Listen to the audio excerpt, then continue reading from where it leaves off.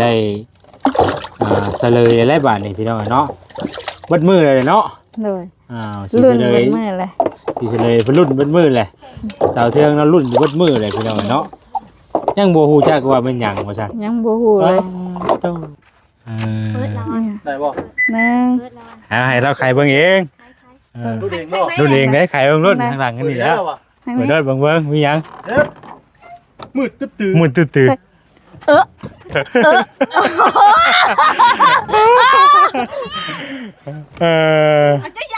เอาบ่แม่โอ้พี่น้อยเนาะข่าวดีถูกเปิดเผยแล้วบาดนี้เนาะนี่แหละข่าวดีว่าแซนกะวัดมือวัดเว้นพี่น้องเอ้ยแต่เช้าจนค่ำแต่เช้าจนค่ำท้องลมหั่นใดนี่เด้อพี่น้องเด้อข่าวดีที่ว่าบ่แซนจะมาแจ้งทางสาวเทืองก็คือนี่แหละเนาะดูวัดมือวัดเว้นมื้อนี้ดูนะลูกพี่น้องเอ้ยพี่น้องเอ้ยเอาพี่น้องเอ้ยอันนี้เอาจังไดก็ขอโทษขออภัยนำหลายๆเด้อพี่น้องเด้อที่ว่าให้ FC เพิ่นรุ่นขนาดเนาะรุ่นวัดมือวัดเว้นพี่น้องนี่แหละข่าวดีของว่าแซนกันแล้วก็มีจำนวนเงินที่ว่าเดือนซื้อเครื่อง 200,000ซื้อเครื่องในอยู่ในกินมาให้แล้วก็เงินเดือน 200,000ก็สิมอบให้ทางสาวเทืองเพิ่นไว้ใช้จ่ายเด้อสาวเทืองเด้อเงินจำนวนทั้งหมดนี่ก็เป็นเงินของทางยายอ้วนเด้อซื้อยายอ้วนเนาะ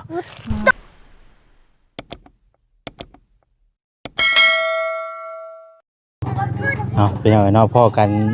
ตอนบรรยากาศค่ำๆแรงๆเด้อเนาะพี่น้องเอ้ยสบายดีเนาะสบายดีบ่จุกูสู่คนพี่น้องเอ้ยตอนนี้ก็อยู่หน้าเฮือนหน้าซ่านของทางเสาเทืองนี่แหละพี่น้องเอ้ยทางน้องๆเพิ่นก็พากันส่วนดินพี่น้องเอ้ยเนาะปรับหน้าดินเพราะว่าเพิ่นจะปลูกเฮือนปลูกซ่านอยู่นี่พื้นที่ตัวนี้เนาะปรับหน้าดินให้มันเพียงพี่น้องเอ้ยเสาเทืองกำลังเก็บกวาดแม่นเฮือนแม่นซักสบายดีชาวเทืองพี่น้องเอ้ยเนาะล่างจอกระบาดนี่เนาะมื้อนี้เพิ่นซื้อน้ำเขียวมาสู่กินเนาะทางเบาโอเพิ่นพี่น้องเอ้ยเพิ่นถึงเลขมื้อก่อนน่ะผมขอบใจเพิ่นหลายๆพี่น้องเพิ่นก็ได้โอ้น้ำใสคักแล้วเนาะชาวเทืองสมัยนี่ขออนุญาตเด้อโดยพี่น้องเอ้ยล่างจอกทางยางไว้เพิ่นก็ได้เพราะว่ามื้ออื่นจะหลายคู่หลายคนแขกคนมากก็พอได้โดยจอกไม้เพิ่นน้ำกินในเนาะโดยนี่มาจอกก็บ่มี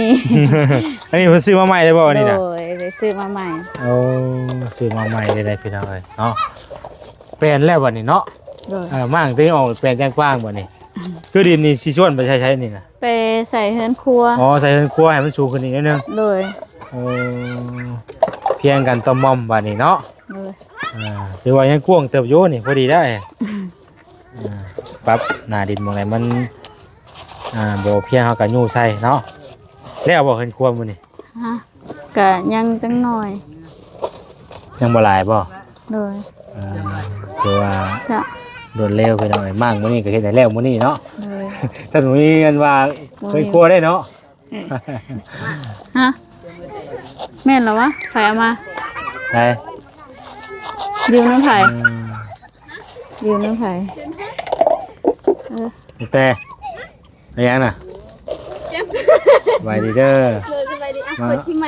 ใหม่แล้วนี่ยังว่าในเมื่ออยู่นี่นางอย่าวางพะโลกไปจะไปปลูกพริกบ่พริกยังมาใช่มือละ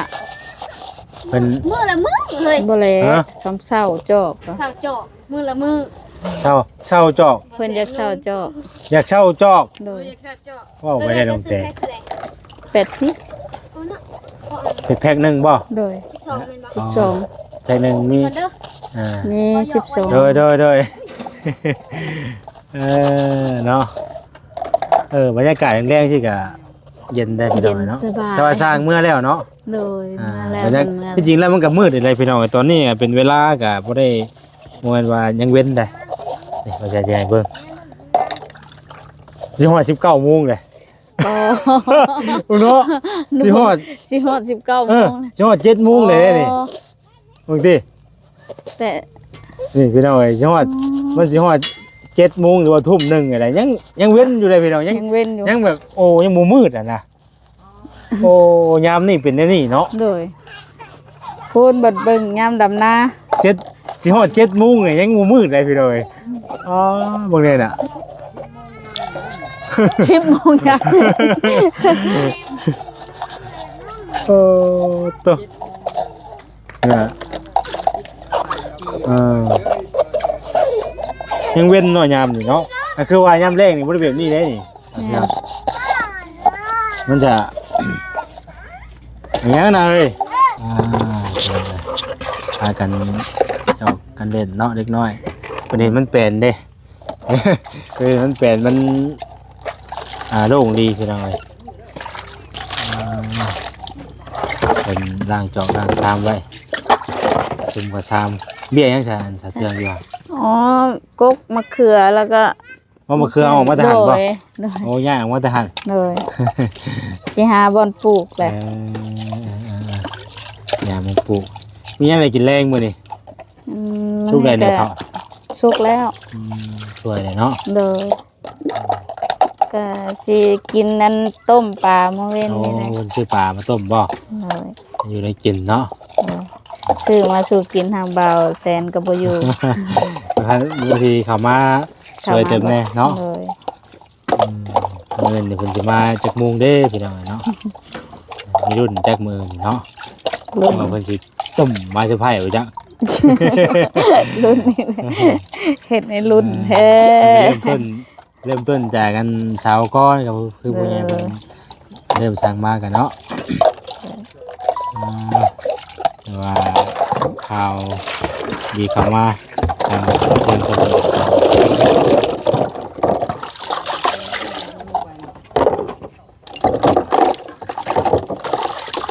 พี่น้อยเดียวละเวลาบ่ฮื้อเสือเด้อบ่ฮื้อเสือล้างจอกแล้วก็สิได้เสลยหลายบาทนี่พี่น้องเนาะเบิดมื้อเลยเนาะ โดย สิ รุ่น เสล เบิ่ ย งมื้อเลย สิเสลยเพิ่นรุ่นเบิดมื้อเลยสาวเทืองเนาะรุ่นเบิดมื้อเลยพี่น้องเนาะยังบ่ฮู้จักว่าเป็นหยังว่าซั่น ยังบ่ฮู้เลย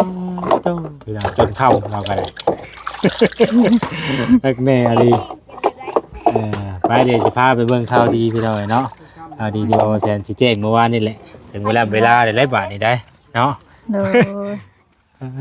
ตัวจนคำจนมืดมาคำกับปุ๊บลงมาเดียวเนาะ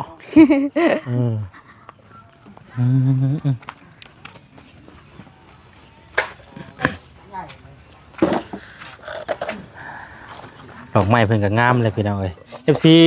คอมเมนต์มาอยู่เมื่อวานนี่เนาะเรื่องดอกอันนี้แหละพี่น้องเอ้ยก็มีหลายทานเพิ่นก็ฮู้จักอยู่เนาะดอกอันนี้นะพี่น้องเอ้ยมืดแล้วบาดนี้เพิ่นกลัวเพิ่นก็แล้วเลยไปเสะเทืองพาไปเบิ่งสิพาไปเสด็จข่าวดีแล้วมีได้สบายดีบ่าวแซน สบายดีเนาะโอ้รอมื้อนี้เนาะอ๋อมื้อนี้ข่อยบ่รออะไรติ มือใดข่อยบ่รอ จบ บ่ได้มีแนวตกเด้อ เอ้าเฮาว่าบ่แซนย่องล้อก็ต้องจกแล้วเว้า ต้องมี2อัน ฮะ ทางมี2อันบ่ กระถาง เอากระถางบ่ มีอันเดี ก ยว ระถาง เฮ้ไปหาน้ำนะ จะเปิดน้ำบ่ ทางหนึ่งหมาเขามีทางเดียวเฮาได้ค่ะ มันจะเปิดน้ำ เอ้า บ่ เฮาได้ค่ะมีทางเดียวทางน่ะมี3ทางแต่บ่ฮู้ไปใส่ บ่าวแซนนี่น้องเพิ่นแม่นบ่าวแซนนี่ เอาโยง บ่เจ้าก็รอเฮือนไหล อ้าววันนี้กลับคืนแล้วบัดนี้ มาเอาสะเทืองมาพี่มา เนี่ย ช่องยังล่ะ ช่องเนี่ยไปดีว่ะ เฉลยพี่น้องเนาะ ยังน่ะ นี่ รถใหญ่บ่ โอ้ยดีใจได้รถเนี่ยอ้าวบ่แม่น เขาบอกไปบ่อยแล้วดีใจพลึกดีติ ร้องไห้ อิหยัง ถ้ามีหน้าบ่เสียน ฮะ ให้เปิดกล้องกัน เปิดแล้ว อิหยัง ได้บ่ หนึ่ง เปิดแล้ว ให้เราใครเบิ่งเอง ดูเองบ่ รุ่นเองได้ขายเบิ่งรุ่นข้างหลังกันนี่แล้ว ว่ะ ทาง เปิด นี้ รถเบิ่งมีหยัง เด้อมืดตื้อ มุนตื่น เออ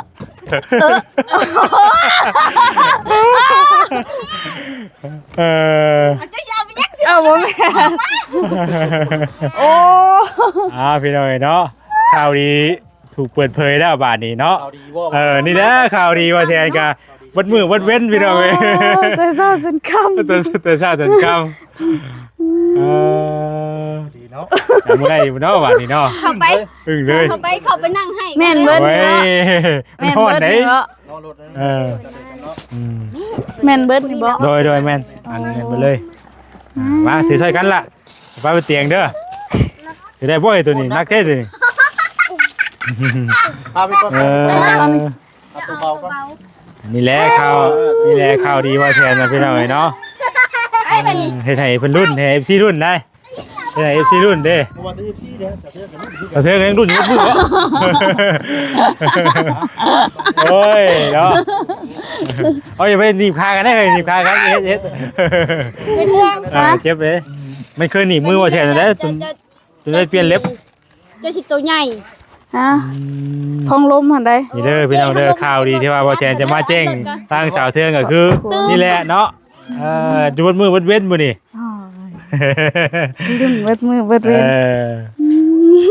บ่ใช่ก็บ่ยอมบอกพี่น้องเนาะเราให้คำก่อนว่ะ บ่แซนใจร้ายบ่ เอาไป บอ ช่ว ก งเวลาตอนแจ้งด้วยเนาะจังเนาะแจ้งตอนค่ำอยู่นะ แจ้งตัวเอ้าตอนก่อนสิเมื่อก็แจ้งแล้วชำนี้นั่นเนาะข่าวดีเด้ครบรอบเด้ครบรอบ24ชั่วโมง แจ้งตอนเวลาแจ้ง ใส่เสื้อนะลูก ป้ามื้อไปบ่ได้แล้วว่าเนาะเอาออกบ่ได้ว่า เอามาใส่เสื้อนะลูก ซื้อไข่มาให้เพิ่นพี่น้อง โอ้ยโอ้ย นี่แหละข่าวดีข่อยเลยเฮียนมาก เอาไว้พี่ก่อนทำเอาไว้พี่ก่อนเอาว่าถ่าย มา รูป พี่ ก่ ลู อก น เอามาพี่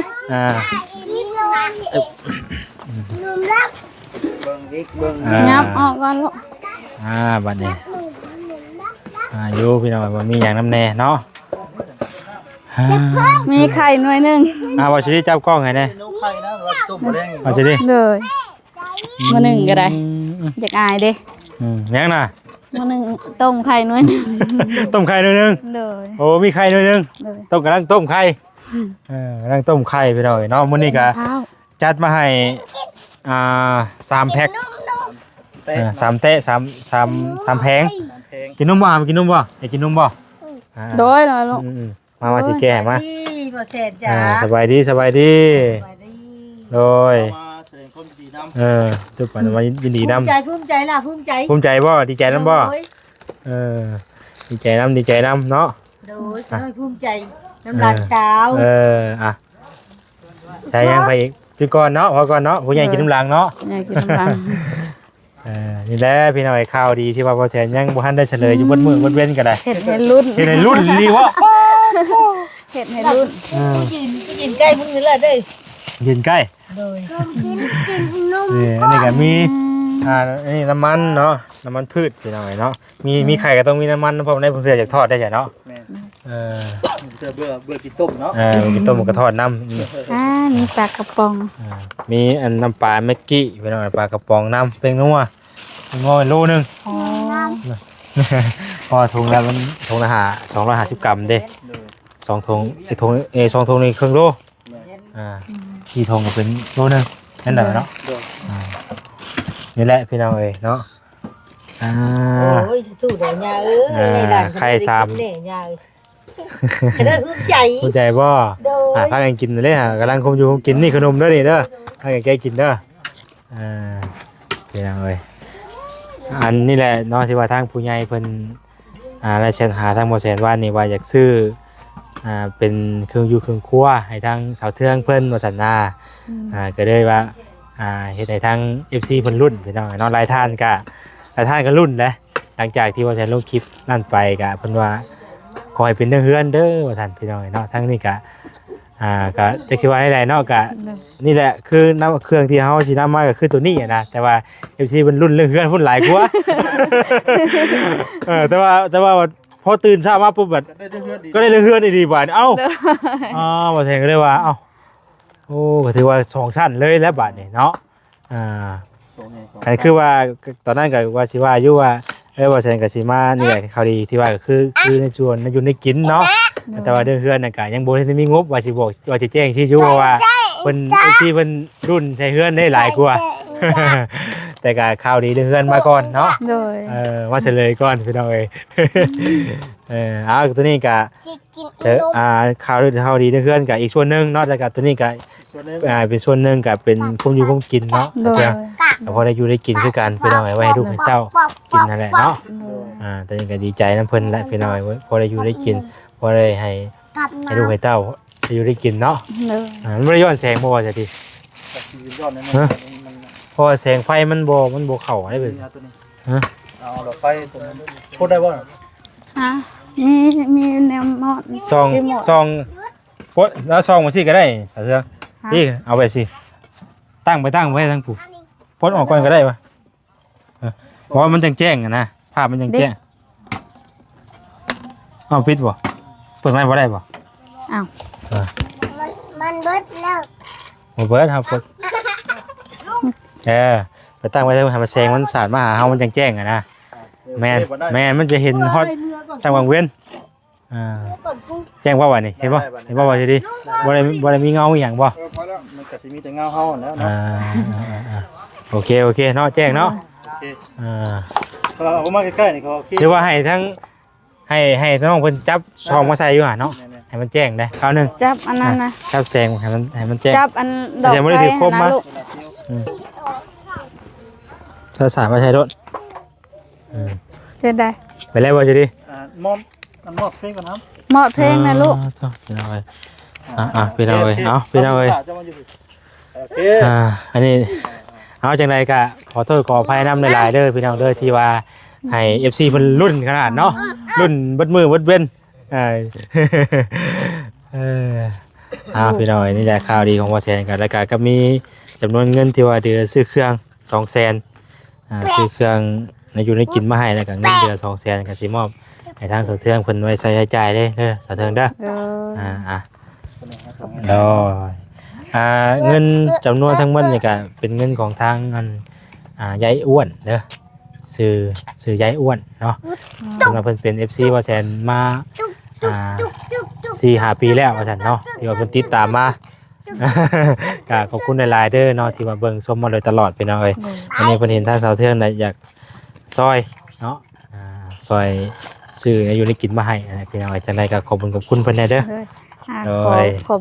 คุณหลายๆเด้อยาย อ้วนเนาะ ยายอ้วนที่ส่งเงินมาซื้อแนวอยู่แนวกินให้ลูกก็ขอให้เพิ่นอยู่ดีมีแห้งเด้อให้เพิ่นอยู่มันคนยืนและขอให้เพิ่นร่ำรวยสาธุ ขอบคุณหลายๆเนาะแล้วว่าแสนอ่านหนังสือพิกะขอโทษขออภัยหลายๆเด้อพี่น้องเด้อเนาะถึงบ่ถือว่าบ่ถึงจังได๋บ่ดีเนาะ บ่แซนก็คือกันเด้อที่เป็นสะพานบุญให้บ่แซนอยู่ดีมีแห้งโดยสาธุ ให้ร่ำให้รวยเบาลี่ก็คือกันโดยสาธุ เอาเนาะโอเคขอบใจหลายๆบัดนี้เดี๋ยวกลับป้าได้บัดนี้ค่ำเลยเนาะรอรุ่นถึงค่ำพี่น้องเนาะมื้อนี้ก็มีแนวมาซื้อมาให้เพิ่นเนาะคือกินมื้อจักสิมีหยังได้บ่มีหยังได้พี่น้องเนาะมีหยังไงก็มาคือเก่าแหละ บ่มีก็มาคือเก่าบ่มีหยังก็มาดีใจนำเนาะเอาไว้อยู่กินพุ่นละแบบเฮ็ดครัวใหม่เลยเนาะโดยครัวใหม่เลยเปิดครับกล่องใหม่เลยครัวก็ได้เข้าใจหลายๆน้องเลยใจหลายๆเพิ่นจับไฟให้โอ้แจ้งให้กลัวกังเว้นเนาะอักปานยังโอ้แสงมันได้พี่น้องเอ้ยญาติกันกินแล้วไปกินน้ำเด้อแกะกินไปกันกินพี่น้องเอ้ย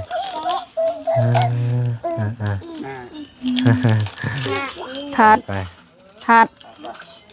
ไปกันกินน้ำเด้อไปเดี๋ยวสิรอเบิ่งให้ครัวก่อนเนาะแล้วล่ะบ่ซะเทืองล้างจอกล้างจอกแล้วล้างจอกมาเอาแสนมาเดี๋ยวย่างรอเบิ่งแถวนี้ก่อนขอบใจโอ้ยลายยางรถมันนี่เป็นของเก่าได้มั้ยไฟยังไงนะคือว่าได้มันก็โอ้หลายเติบเนาะโอ้นี่ก็บ่เป็นหยังบ่แล้ววันนี้มื้อเนาะก็เฮ็ดไม้เนาะ มันก็มวยสิว่า มันยังหลายขั้นตอนอยู่ เฮาก็ค่อยปรับปรุงไปแมันบ่เลยโอเคแล้วทำนี่ก็ถือว่าพอได้นั่นแหละกวางเติบอยู่เนาะ แม่น เออ ลื้อนี่แหละคือสิลื้อไม้นี่ไปไว้ข้างๆ อ๋อเรื่องไม้แต่นั้นไปป้าไปพุ่นบัดนี้ให้มันเป็นให้มันโล่งอยู่นี้เนาะ โดย เอ เพราะว่าญาติพี่น้องหมู่ครูมาคือสิแล้วมัน มันแค่เฮาเอาไว้ซอกดิกเลยเนาะมองที่ว่ามันแบบว่ามันคือแถวนี้เฮาย่างตลอดเลยให้มันเป็นแปลนแถวนี้นะว่าแล้วก็มื้อเฮาจะคอยเคลียร์ไม้เคลียร์สถานที่ไม้ ครับพี่น้องเอ้ยแล้วพากันกินบัดนี้สิได้กลับป้าก่อนบัดนี้จนค่ำเนาะมื้อนี้ก็ได้ เขายังบ่ได้กินเบิดมื้อ ยังบ่ได้กินมื้อเฮ้อ ยังเลย อ๋อเว้ย ช้าพิ่นย่างคุณไปพุ่นไปที่มาลุย กินข้าวนำได้เลยม่วนว่าเฮ็ดเวียกอย่างเดียวบ่ได้ไดยามกินก็กินม่วนว่าอดข้าวอดน้ำได้ บ่มันแบบว่าเคยนะ เคย มันชินแล้ว เคยกินแบบนี้บ่ เวลาไปงานยุ่ง เออง านยุ่งมันชินแล้วมันต้องแบบเคลียร์งานนำตัวพอ เคลียร์งานเลยกินข้าวได้ พอจริงเถอะก็ได้ อย่าว่าเจ็บกระเพาะอย่าง กินในห้องท้องก่อนก็ได้ กินอย่างอื่นก็ ได้ ได้ กินในห้องท้องของอย่างก่อนเอามื้อกันแล้วหรอกเนาะมีแต่ติดตามเบิ่งเรื่องซ่านเพิ่นแหละบัดนี้เป็นได้ก็ได้พี่น้องเอ้ยเจ้าเด้เสีย ผ่านร้านนี้เป็นก็ร้านเนี่ย หลานบ่ลูกหลานบ่นี่น่ะ ร้าน เ ตาย พามาเฮ็ดมาเฮ็ดซอยเพิ่นมาเฮ็ดให้เพิ่นว่าซั่นๆเนาะ ก็เฮ็ดอยู่นำกันมีแล้วเพราะว่าเขาก็มีผมไปมา มาเฮ็ดซอยเพิ่นเนาะเจ้าอยู่ไสเจ้าน่ะ พออยู่ไทย อยู่ไทยพุ่นเอาคือมาจากไทยพุ่น ไปมาน่ะบ่ค่อยได้อยู่ตลอดหรอก อ๋อเจ้าอยู่ฝั่งไทยพุ่นอยู่ไสได้ฝั่งไทย ที่จังหวัดจันทร์ จังหวัดจันทร์แบบแรกเฮามีวัดแบบไรเนี่ยจะเป็นคนไทยบ่หรือว่าอะไร พาสปอร์ต อ๋อไปเฮ็ดงานอยู่พุ่นบ่หรือว่าอะไร เฮ็ดงานก็ผมก็พอได้กินในไส้ก็บ่ถึงกันว่าซื้อนั่น บ่ได้ใช้รายจ่ายงานยังจะเฮ็ดน่ะ เฮ็ดบ่ห้าบ่ให้บ่มี งานยังจะเฮ็ดงานหยังเฮ็ดงานหยัง มีใครก็ อยู่ไทยเฮ็ดงานหยัง อยู่สวนทุเรียน โอ้คักแล้วใช่เนาะ สวนผลไม้ จะอะไรสิกินจนทุเรียนเนาะ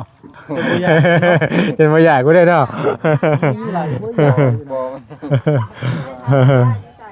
อาจจะยังบ่ได้กินอยู่ปีนี้พี่น้องทุเรียนเนาะอยากลองมึงอยู่แต่เธอกินจะหมดทุเรียน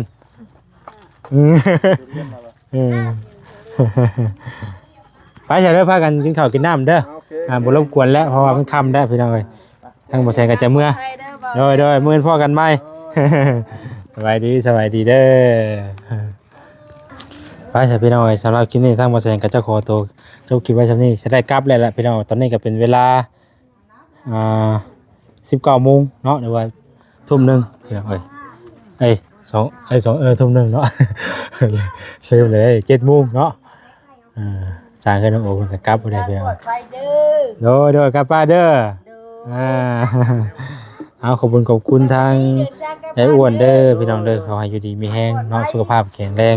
เนาะที่ว่าได้สดซอยเข้ามาคุมอยู่คุมกินให้ทางสาวเทืองครอบครัวเพิ่นพี่น้องจังได๋ก็ให้อยู่ดีมีแห้งสุขภาพแข็งแรงเนาะสำหรับคลิปนี้ลาไปก่อนแล้วสำบายดี